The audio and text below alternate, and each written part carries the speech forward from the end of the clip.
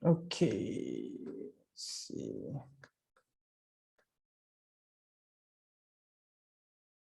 All right. Can you guys see my slides?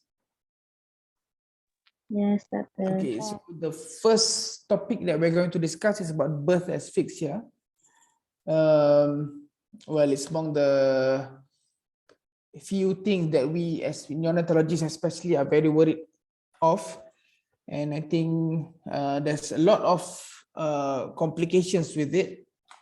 It's among the commonest cause of neonatal mortality, and it's among the commonest cause for long-term neurological sequelae such as cerebral palsy and so on and so forth. So that is why I think this topic is very important. And again, neonatal issues can come in your exam, not as theory, not as clinical exam. So you won't get any neonatal patient for exam, but you will get it in PMPs, you will get it in other type of theory questions. Okay, all right. So the objectives is to understand a few important keywords in regards to birth asphyxia. You should be able to understand the causes and risk factors and what are the pathophysiology that is involved, and learn the presentation and complications, and also the management of birth asphyxia. Okay. Definition. What is perinatal asphyxia?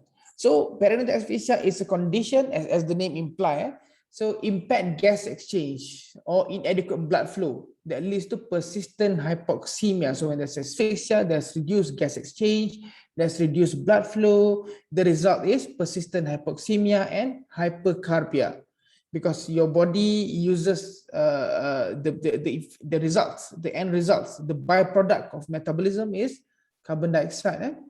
That occurs in temporal proximity to labor. So birth asphyxia, perinatal asphyxia is temporal proximity to labor. It's a peripartum event and delivery, or intrapartum. So it can either be peripartum or intrapartum. So we are talking about the acute, the during delivery, or the time that is near delivery.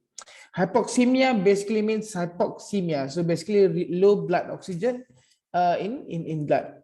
And hypoxia means abnormally low blood oxygen levels in the tissue. So hypoxemia in the blood, hypoxia basically in the tissue. And ischemia is basically reduction or complete cessation of blood flow to an organ. So hypoxemia refers to blood, hypoxia refers to tissue, and ischemia refers to organ.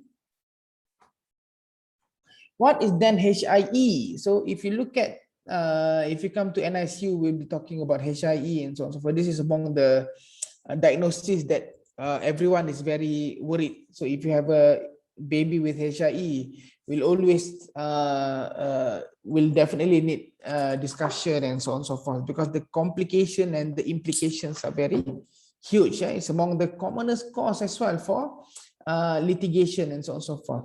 So HIE, or neonatal encephalopathy, is a clinical syndrome of disturbed neurological function. Why? It's caused by failure to make a successful transition to extrauterine gas exchange. So if you remember, I think you should have lecture already about adaptation to extrauterine life, isn't it? So you remember how the transition from the baby not needing the lungs, only depending on the mother, and what happens when the baby is born, umbilical cord is cut, the baby takes his first breath, and so on and so forth. So how does it manifest? It manifests as difficulty in initiating and maintaining spontaneous respiration. The baby should be able to breathe, and before being born, the baby dalam perut dia breathing tak? Ada respiration tak? Ada tak ada? Ada lah.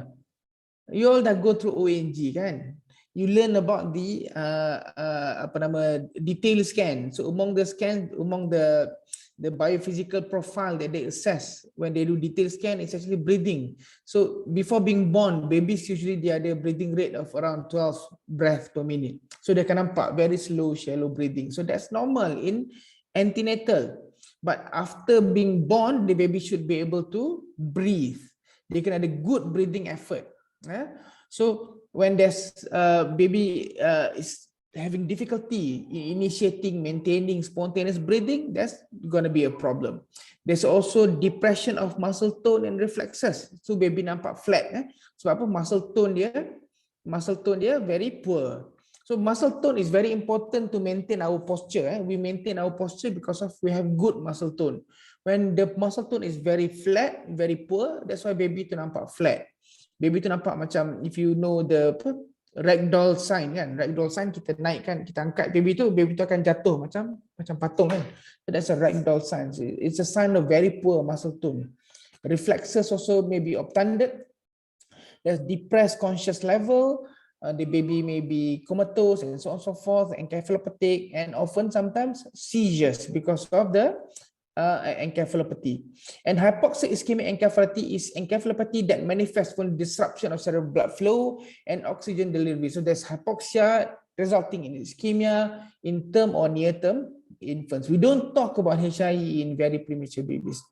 So perinatal asphyxia refers to intrapartum hypoxic ischemic insult that leads to fetal hypoxemia, hypercarbia, and acidosis. So, and what type of acidosis? This is not, it's a result of both respiratory and metabolic acidosis, but mainly it's a metabolic type of acidosis. Moderate or severe neonatal encephalopathy occurs in 2 in 1,000 live birth, and usually they affect the full-term babies.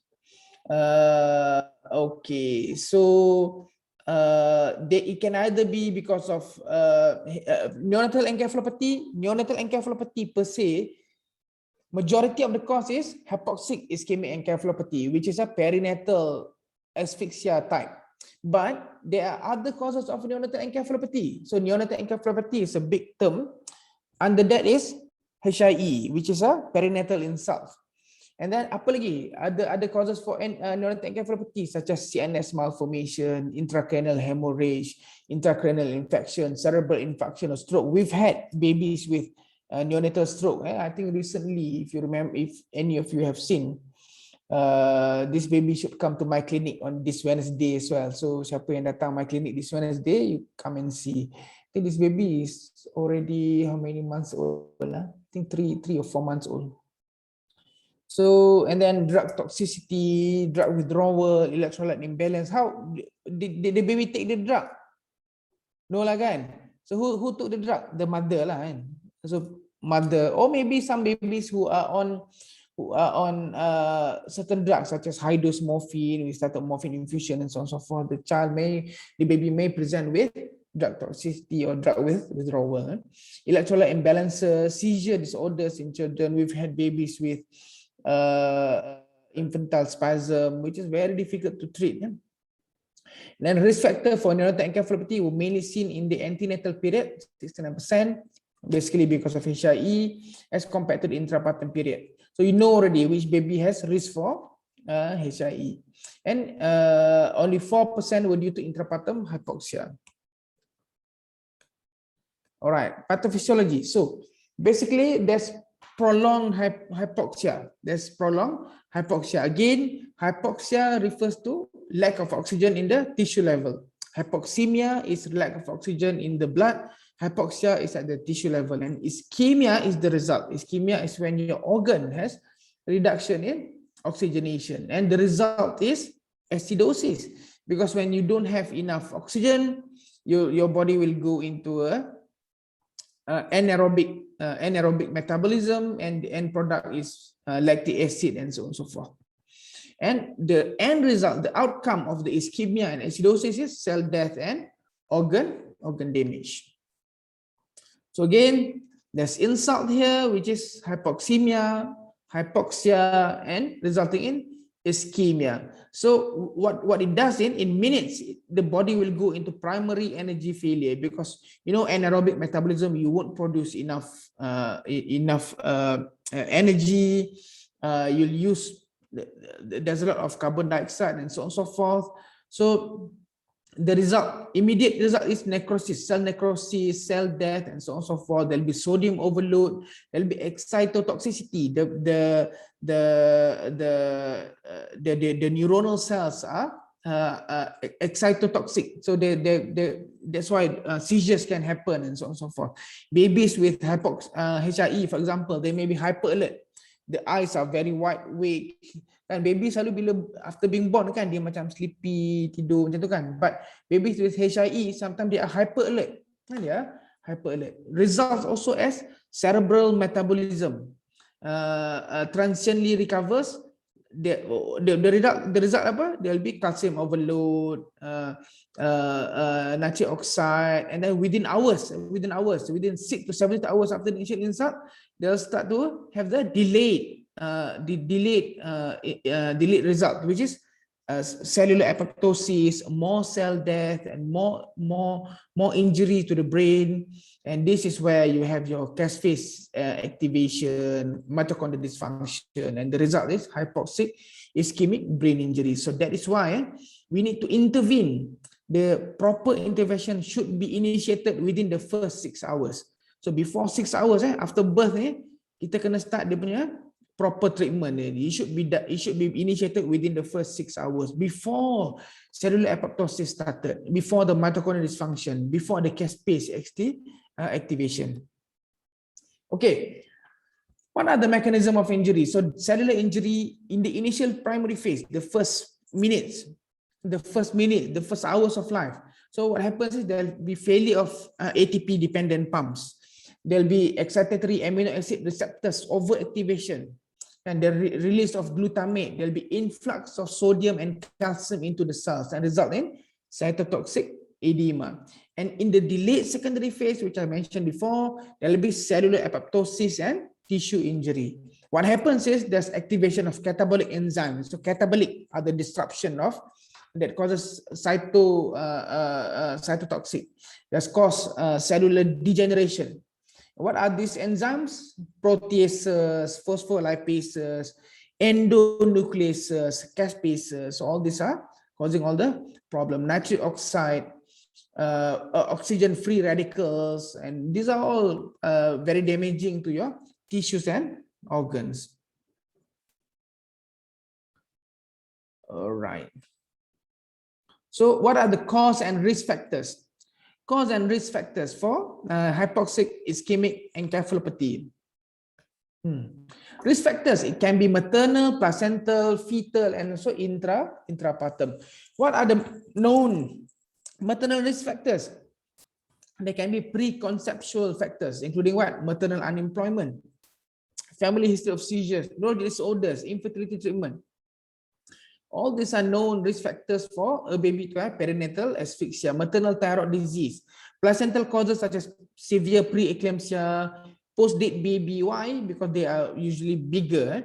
They have macro. They are macrosomic, and the placenta also cannot cope with the big baby. There will be placental insufficiency. That's why that is the problem with post-dates. There will be calcification, abnormal appearance of the placenta, abnormal placentas, and then fetal babies with intrauterine growth restriction. And intrapartum, of course, is very basic, very logical. Asphyxia can happen during intrapartum. What are the causes? Babies with persistent occipito-posterior position, occipito-posterior, facing the sky. So these babies are very difficult to deliver and so on and so forth. Babies with shoulder dystocia because they're stuck there. Emergency cesarean, which may include failed vacuum, because when you go for emergency cesarean, meaning that you have tried SVD but it doesn't really work.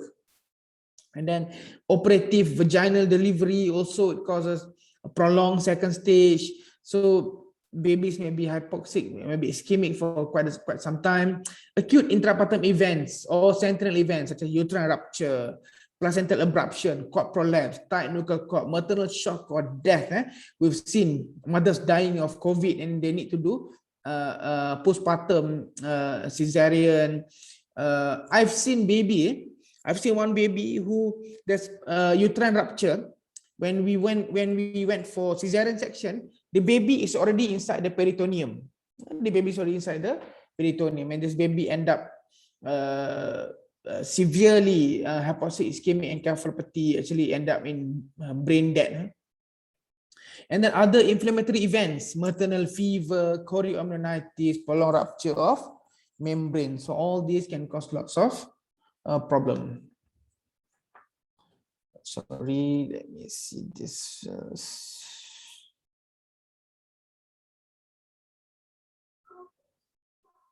Okay. Fetal hypoxia may be caused by various other by the mother, as mentioned before, inadequate oxygenation of maternal blood, from hypoventilation during anesthesia. So GA is there's a lot of problem with GA, for example. First is because mother will be hypoventilating as well, and then because the babies, if you use certain drugs such as midazolam, for example, and it can cross the placenta and get into the baby and cause respiratory dysfunction as well. Cyanotic heart disease in the mother, respiratory failure, carbon monoxide poisoning, so on and so forth, all can result, can cause problem in the baby as well. Low maternal blood pressure from acute blood loss, spinal anesthesia, compression of vena cava and aorta by the gravid uterus as well. All this can cause, can result in hypoxic ischemic encephalopathy.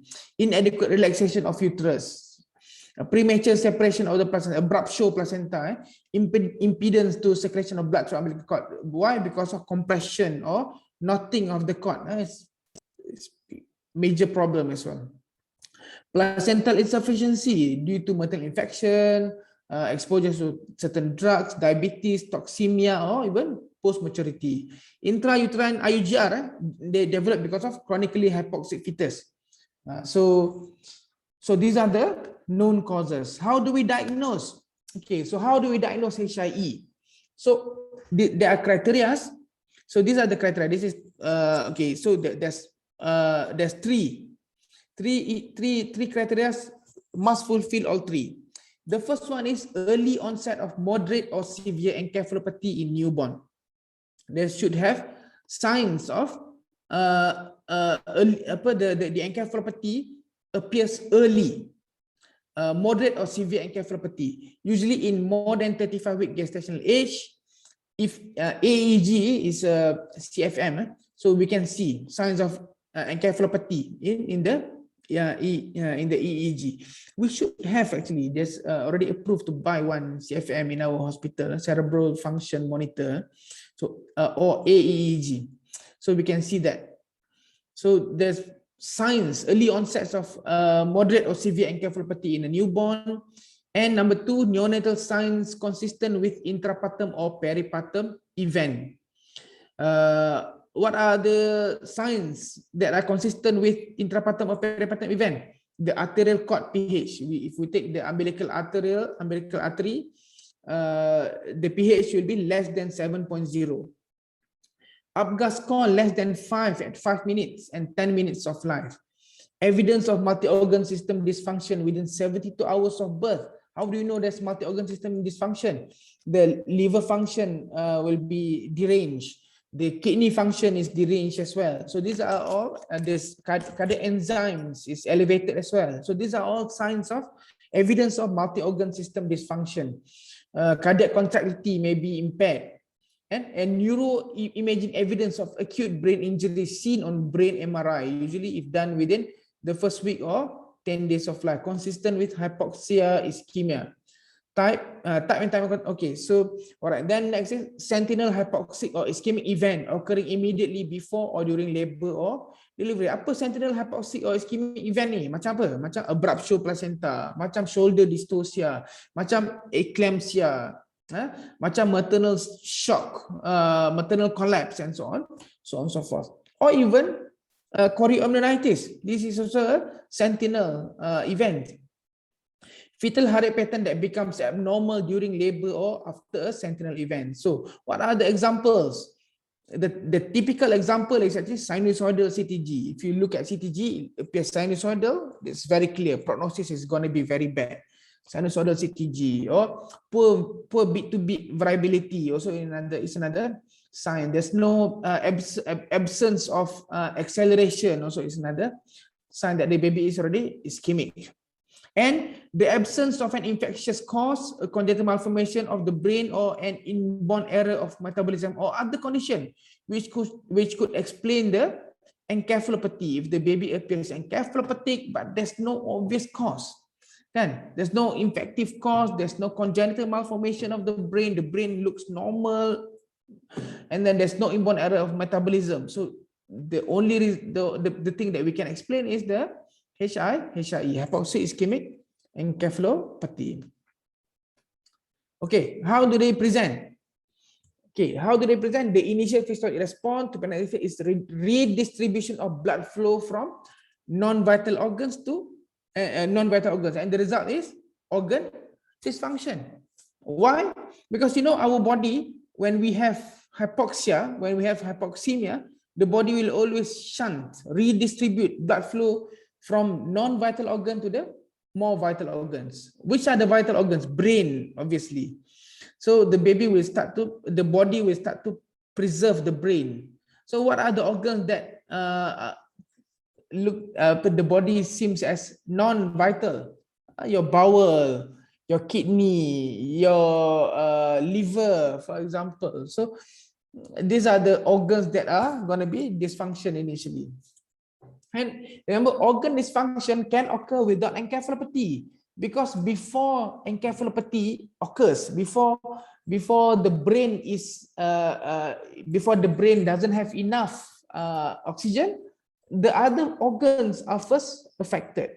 What are the organ dysfunction that we can see in HIE? First, the brain lah, as we mentioned before. The baby will be encephalopathic. In the delivery room itself, masa lahir tu, you can see the infant will often exhibit low Apgar scores.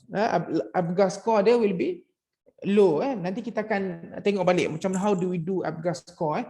Dalam, I think Dr. Mossad have a lecture about neonatal resuscitation. So you need to understand how we do Apgar score. There'll be weak or absent cry. So all these babies usually require immediate resuscitation. And infant with encephalopathy will have abnormal state of consciousness. Dia mula-mula jadi hyper alert, mata buka terjegil macam a very alert child, and very irritable, or in a worse condition, the baby may appear very lethargic, or obtunded, or comatose, and then diminished spontaneous movement. There's not much movement. Respiratory or feeding difficulties, poor muscle tone, flat baby, abnormal posturing, absent primitive reflexes. What are the primitive reflexes? I hope you know what are primitive reflexes. So primitive reflexes, siapa boleh bagi example of primitive reflexes? Moro reflex. Moro's reflex lagi? Talking reflex. Routing. Routing, yes. Routing reflex lagi? Grass reflex. Gag reflex, okay. Grass. Okay, alright. Grass reflex. Grass ada dua, plantar and palmar grass. Lagi? Fencing. Fencing tonic neck reflex. Okay, alright. Asymmetrical tonic neck reflex. Okay, lagi? Parachute reflex. Parachute is not primitive reflex lah. Parachute reflex appears at around 8 months. You should not have parachute reflex in the newborn. And seizure lah. If the baby has seizure, obviously the thing that you need to think most commonly is actually because of encephalopathy. And encephalopathy, the staging, you can use Sarnat and Sarnat scoring or Thompson score. Sarnat and Sarnat or Thompson score. So what are Sarnat and Sarnat, and what is Thompson score? Okay, so this is modified. The original name is Sarnat and Sarnat classification lah. But now in Malaysia we use a modified Sarnat classification. So we stage into mild, moderate, severe, stage 1, stage 2, stage 3. How do we classify? We look at 5 items: level of consciousness, muscle tone, reflexes, seizures, and prognosis. So level of consciousness in mild HIE, the child may appear hyper alert. As I said, dia nampak mata terjegil, besar, open eyes, looks very alert. And then or moderate, the baby will appear lethargy, and severe, the child may appear stupor or comatose. Muscle tone, in mild, it may be normal or slightly hypotonic. In moderate, it will be hypotonia, and severe, the child is flaccid. The child is very flat. Memang tak ada muscle tone, very poor muscle tone. And in mild HIE, the sucking and moro may be normal or poor, or moros can be very exaggerated because the child is hyper alert. And then in moderate, sucking will be weak or absent, and moros will be weak or incomplete. And severe HIE, both will be absent. We've had this, I think this year, I would say at least we have 3 babies presenting with severe HIE. And then seizures. In mild, it should not be any seizures. If there's seizure, then it's not mild. But in moderate HIE, you can see commonly there's seizures, and in severe, the seizures may be very difficult, may be frequent and difficult to control. In prognosis-wise, for mild, it's very good. The babies usually recover well within the first 24 hours.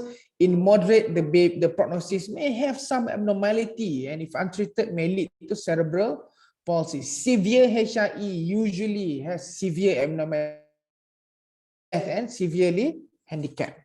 That's Sarnat and Sarnat score, modified Sarnat classification. And this is Thompson Encephalopathy score. So usually Thompson Encephalopathy score, so Sarnat and Sarnat ni usually kita guna untuk mula-mula. When the baby arrives, kita decide dia HIE macam mana, kita decide according to the Sarnat scoring. And then kita buat Thompson Encephalopathy scoring ni basically untuk start treatment, initiation of treatment, like such as cooling therapy or other type of therapy. So masa ni kita guna Thompson Encephalopathy score. So kita assess according to the tone, loss of consciousness, seizures, posture, moro, grasp, suck reflex, respiration, and dia punya fontanelle. So kalau score dia more than 7 in the first 6 hours of life, kita kena start cooling therapy, and kita akan monitor hourly. Do Thompson score ni hourly. Alright, so clear. This is Sarnat and this is Thompson. Thompson scoring. So the first system, the first organ system that we talk about is brain, which is encephalopathy. Next is respiratory system, which accounts to 71 to 86% of organ involved. Is very frequently seen, usually result of underlying concomitant disorders such as sepsis, pneumonia, or meconium aspiration syndrome. And perinatal asphyxia is associated with persistent pulmonary hypertension of newborn, which is a very complicated problem in newborn babies. Before being born, if you remember your lecture on the adaptation into extrauterine life, in utero, the lungs of the babies are full with fluid. Lungs are full with fluid. They don't need the lung. They don't use the lungs. So, and then because of the fluid, sorry. Yeah, give me 1 second. Hello? Saya. Sampai dah? Okay, bagi saya few minutes. Siapa nama patient? No, right. Okay, alright. Bagi saya tahu.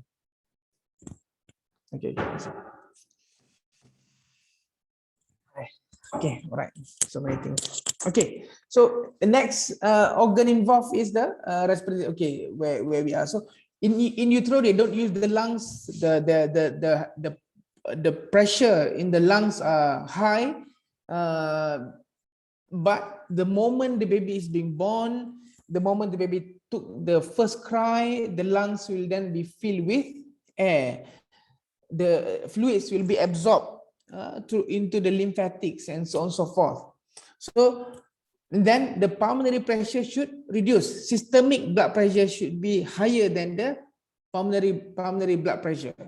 So, but in certain condition where there is the pulmonary pressure is continues to be high, this can cause a lot of problem, and this is called as persistent pulmonary hypertension of the newborn. So, infants with respiratory failure may require intubation and mechanical ventilation during the first hour of life.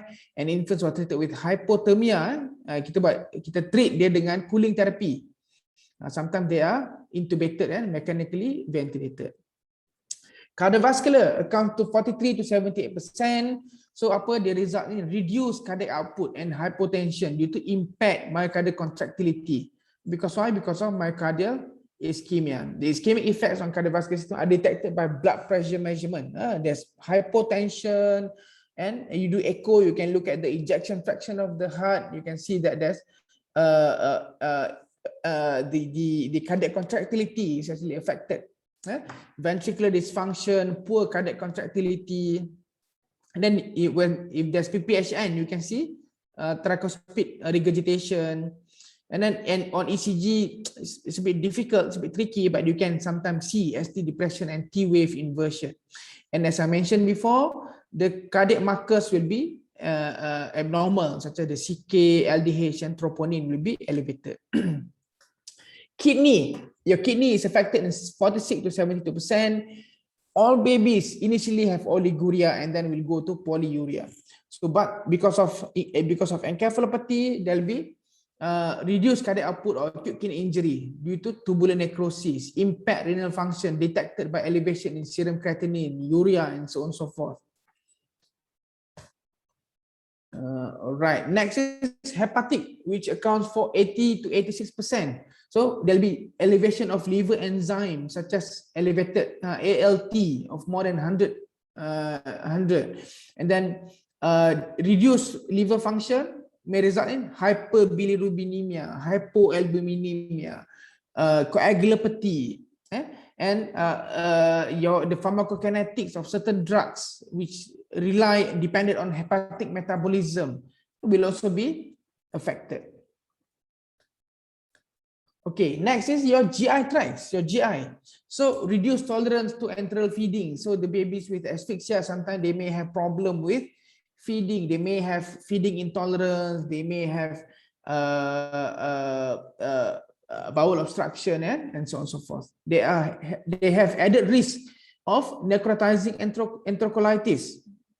Usually we are talking NEC in premature babies, but because of hypoxia, even term or near term babies can have necrotizing enterocolitis. So that is why mother's milk is actually very, very important. Hematological cause, hematological effect, which accounts for 32 to 54%.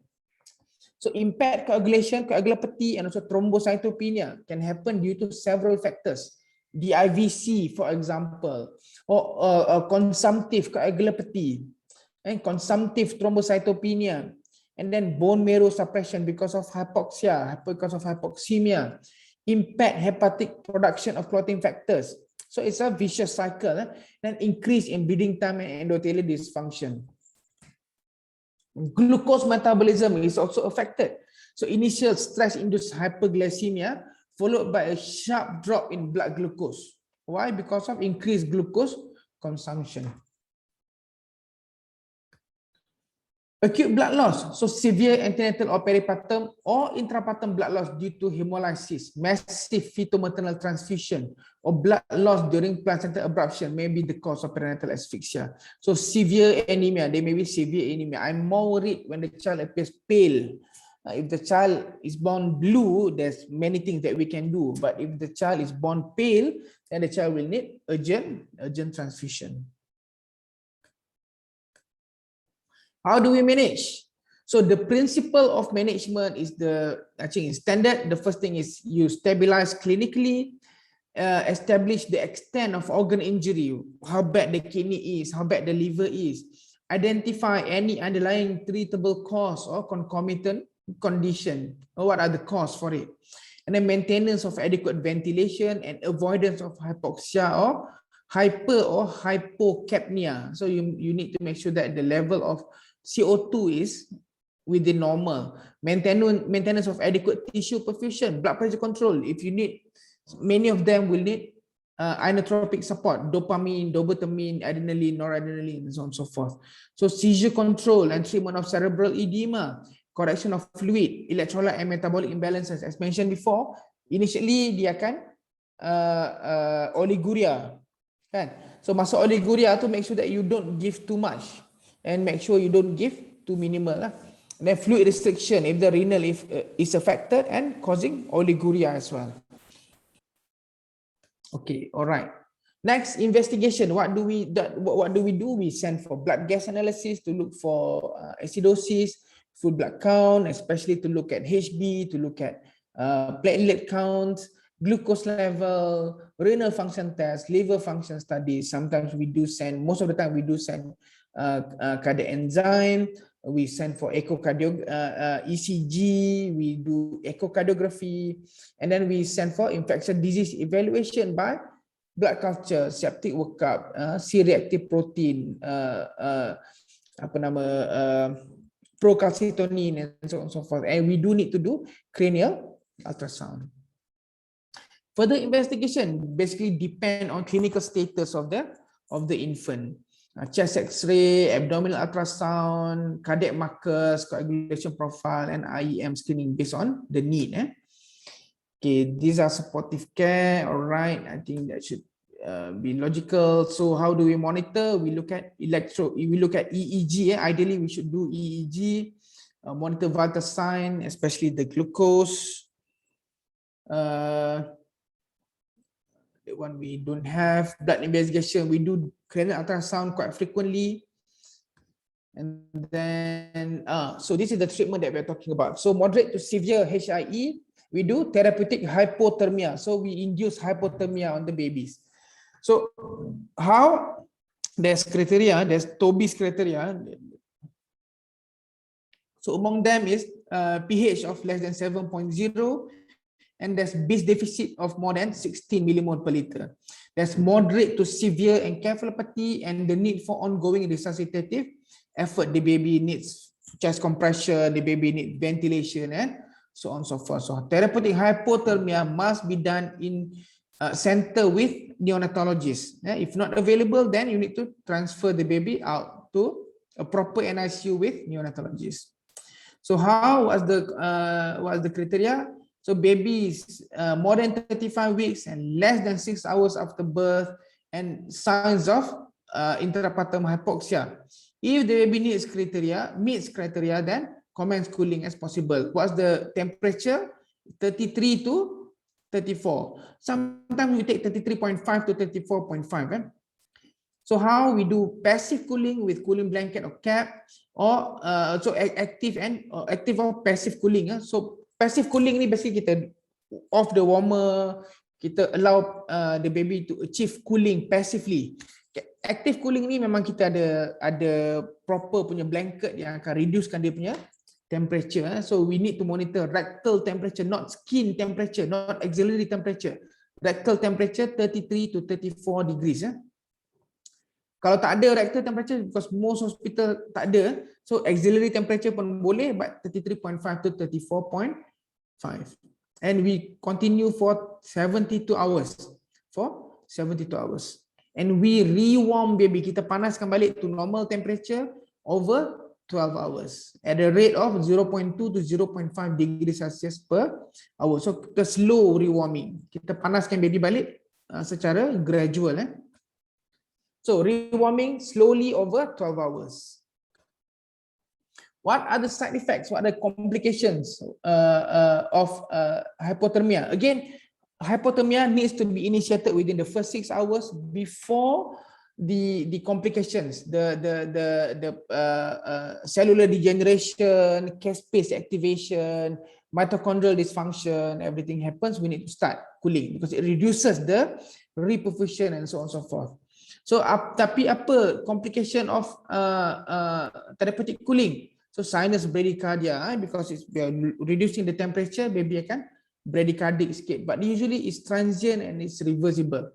There's decrease in blood pressure, also usually transient and reversible. The baby may need a bit more oxygen requirement. Sometimes they may have thrombocytopenia, they may have bleeding tendency, the coag may be a bit elevated. Most of the drug may prolong half-life, such as morphine, phenobarbital, and so on and so forth.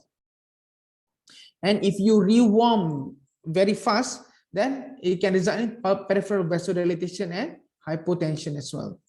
Okay. Prognosis is directly proportionate to severity of the HIE. So subnormal intelligence, subnormal IQ scores at 6 to 7 years of age were present in more than 25% of the children. So the result is maybe severe. 75% risk of dying in severe HIE. 75% risk of dying in severe HIE. So if you have 4 babies with severe HIE, 3 will die.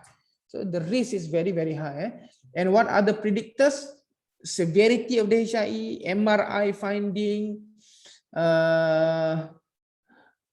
seizures, and persistently abnormal EEG at 48 hours. So these are all clinical predictors. Okay, all right. Any question?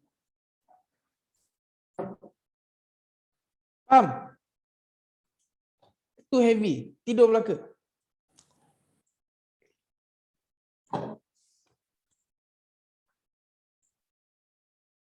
Any question? Clear that? Doctor, I have question. Yep. For the moderate and severe HIE, kan dia macam ada poor prognosis kan?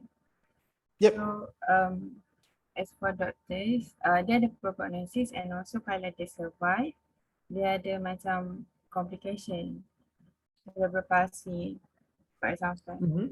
So, as a doctor, kalau kita tahu yang patient tu kalau dia hidup pun dia akan macam sengsara, then still we proceed to save the patient. Okay, you learn about resuscitation nanti masa lecture about neonatal resuscitation. So there's a cut-off point. So berapa lama kita nak buat? Cumanya, how do you know the severity of HIE at the very early on? So you don't know, kan? Because even the if you look at sanad, okay, so the Apgar score you assess at 5-10 minutes. So how do you know the baby doesn't recover? That's one thing. The second thing is, if the child comes in with severe HIE, kan? These are among the reason why sometimes if the child has severe HIE, ventilated, very poor EEG, that's among the reason for us to actually do DNR, for example, not for active resuscitation, palliative care. So when a child goes into severe HIE, usually the pathway is for palliative care. But how deep we're going to go, how far we're going to go to save the baby, that depends on discussion and the baby's condition at that particular time. So at the very beginning, we don't know the outcome. But generally, we know that if the baby has severe HIE, generally the baby will have some element of problem. Cuma how severe the problem, we don't know yet. We've had one baby before who has severe encephalopathy. The baby almost died. Not just almost died, we actually called the mother. The mother was in ICU. I brought the mother in from ICU myself. I brought the mother in to the NICU to see the baby because we are not sure if the baby can actually survive until the next morning pun. So that's why we brought the mother in. And I saw the baby a few weeks ago, developmentally up to age, looks very well. Yeah, so we don't know. But will the baby have no neurological sequelae at all? I don't think so. I believe the baby will have some element of neurological problem, IQ affected or some other motor problem, which we haven't seen yet. So that is why these babies we will always monitor the baby. We'll always monitor, observe, and see the progression, because things can happen. And especially as you remember, newborn babies, the brain are still developing. The first 2 years, sometimes you won't see much, but then you'll see because the brain is still developing. After 2 years, the brain is actually just growing rather than developing. So, macam itulah. So we don't know. And then children, they have a neuroplasticity. They may appear bad at the beginning, but then they may recover. They may surprise you a lot. So, but there's no rule. I've seen one baby, Actually, this one is not a perinatal insult. Okay, so what happened was this baby was collapsed in the ward. The baby collapsed in the ward. So they because they don't know the baby was admitted because of jaundice. Lepas tu collapse in the ward. So dia tak tahu, doktor semua panik. So they did resuscitation for the baby for more than 45 minutes. So semua, kenapa baby ni collapse? Kenapa apa semua kan? They did for 45 minutes. They did chest compression and so on and so forth. Yes, they managed to save the baby. But did they actually save the baby? I don't know, because the baby complicated with cerebral palsy dan severe cerebral palsy at that. Memang dependent, tak boleh buat apa-apa, swallow pun problem, pakai rice tube, breathing pun problem. So sampai each time the baby admitted to the ward because of aspiration pneumonia ke apa ke, the baby will be admitted for 1 month, for few weeks, 1 to 2 weeks. Discharge home 1 to 2 weeks, masuk balik hospital. Discharge home 1 to 2 weeks, masuk balik hospital. Almost every year, hari raya semua spend dekat hospital. Kan? Anak-anak semua tak tengok mother dia sebab mother busy with one child. Kan? Did we actually save the child? I don't know.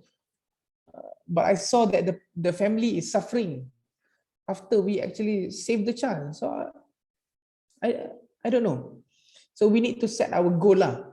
Whether do we want life or we want a good life. So, well, but we need to try, but we need to know our limitation.